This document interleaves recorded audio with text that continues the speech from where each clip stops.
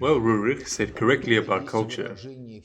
Culture is the expression of the entire people, or rather, of all peoples. Therefore, public social cooperation in the field of culture is always necessary for real success. But if the culture develops, then everyone masters the hierarchy of all 6 priorities of generalized means of governance. Now look at what culture is as an instrument of governance. In the ordinary understanding, culture is either something vague or knowledge and skills that are passed from generation to generation in addition to genetics. And if we look at culture from the point of view of theory of governance, then culture is an informational algorithmic system. It carries in itself a set of objectives, ordered by significance. It carries in itself some means of achieving objectives.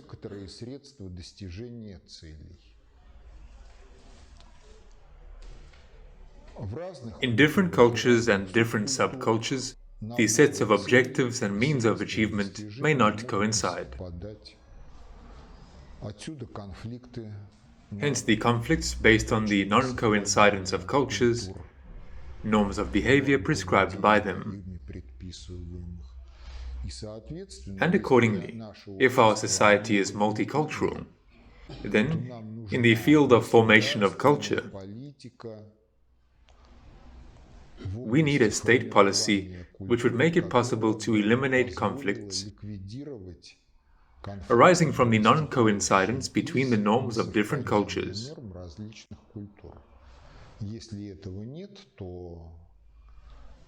If this is not the case, then all kinds of clashes on national grounds, class contradictions, they are inevitable, and the loss of governance towards these processes by the state can always lead to another civil war, time of troubles, or simply the disappearance of certain peoples and their cultures.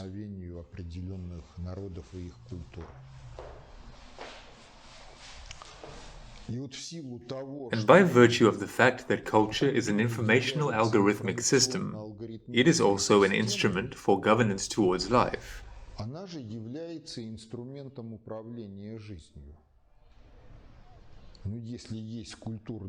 But if there is a cultural policy of the society, of the state, then the same informational algorithmic system appears as an object of governance.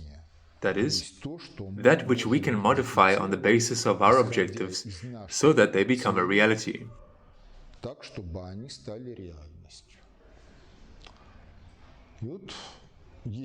There is such a document, U.S. National Security Council Directive 20/1, dated August 18, 1948.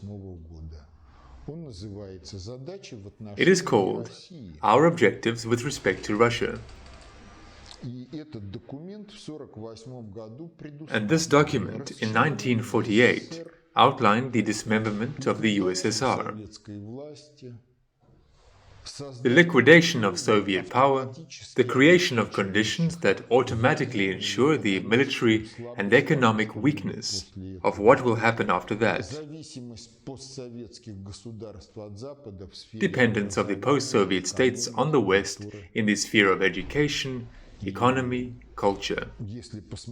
And if you look at the world in which we live in general, all these tasks have been accomplished. Moreover, if we talk about how they were accomplished, then they were accomplished by the hands, the heads of the citizens of the USSR, with minimal participation in these processes by representatives of the Western Special Services and the Diplomatic Corps. That is, everything was realized by influencing the culture of Soviet society as an informational algorithmic system, as a result of which all this now has become a reality.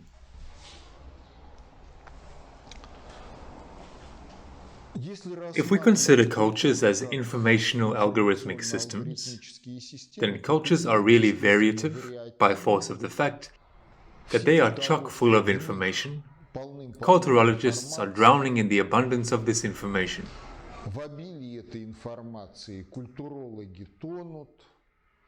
Well, if you are interested in the typology of cultures, then in general only 3 characteristic attributes are required.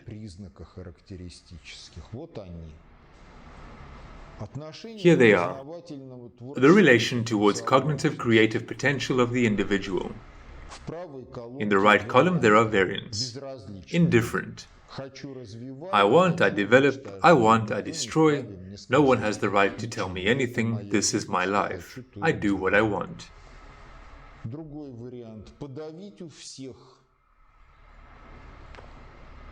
Another variant is to suppress everyone. This is, in the main, the task of the aggressors. Because if the cognitive creative potential of the victim of the aggression is suppressed, then he will always depend on you. You will explain the meaning of life and everything else. This is the policy of colonialism. The peoples of the colonies are second-class monkeys. They should be grateful that the colonialists provide them with a certain quality of life and allow them to live.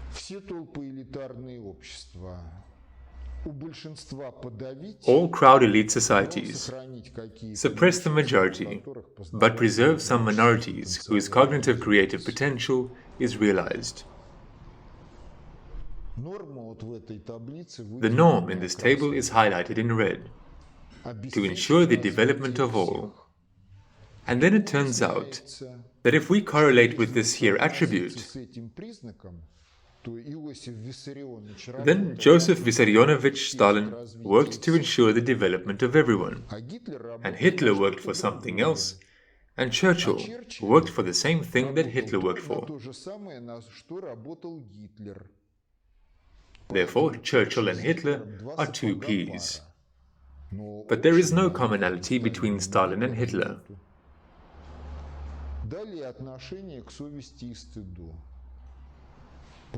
Next, we have the relation towards sovest and shame.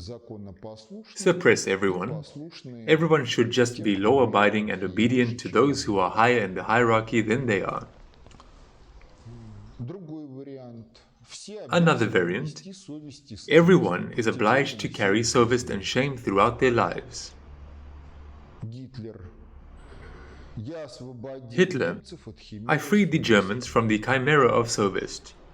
Rabbis, sovest does not exist since nothing is said about it in the Torah.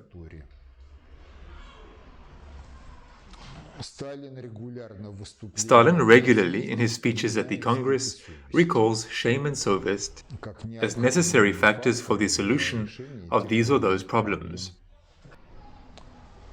If sovest and shame are active, and life somehow does not flow in the way that shame and sovest require,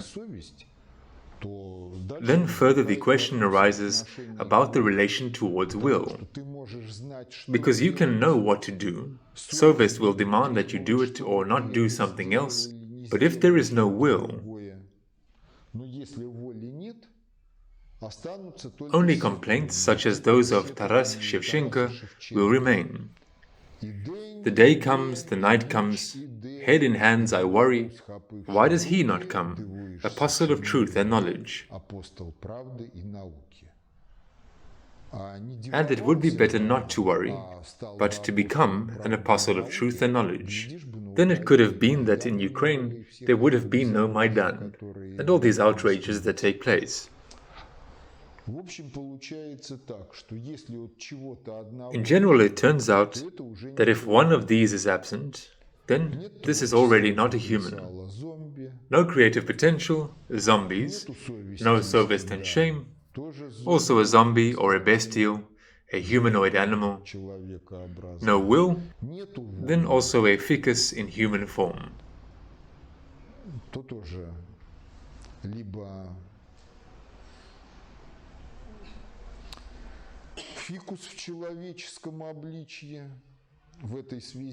In this connection, recall the film Kinzadza. We will not fly through the constellation Lyra or something there, because there they make cacti from us. That is, they give the bodily organization a form corresponding to the level of development of the psyche.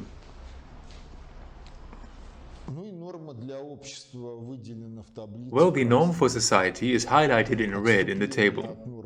Deviations from the norm in the past and present, these are the particularities of the historical development of these or those societies.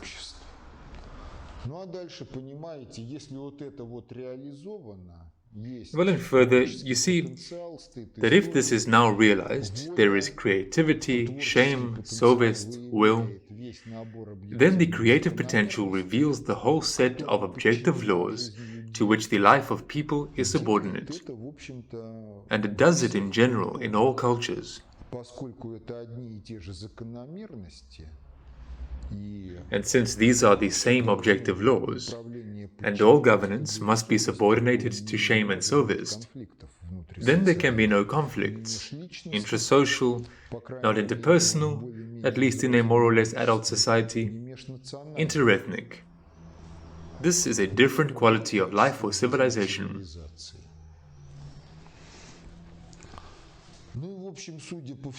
Well, to all appearances, this objective law already existed. There is only an added arrow. The cultural policy of the state, which has an impact on all this, and governance, that forms the quality of life.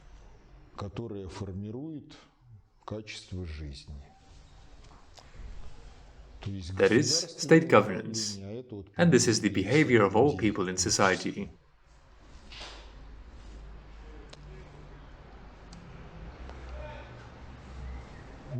Well, further, everything is also clear. All cultures develop as a result of the personal creativity of people. They also degrade, either as the result of creativity or as the result of biological degradation.